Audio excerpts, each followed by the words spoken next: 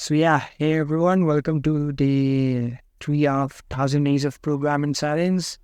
And I'm going to say, guys, what I did today. First of all, thank you, thank you for watching my video. So this is the project that I created. It's a guessing game. You are given a hint to think of a number between 1 to 100, and you have to just guess the right number. And it also gives you hints. So it's not 50, so 75, between 60, 70, 65.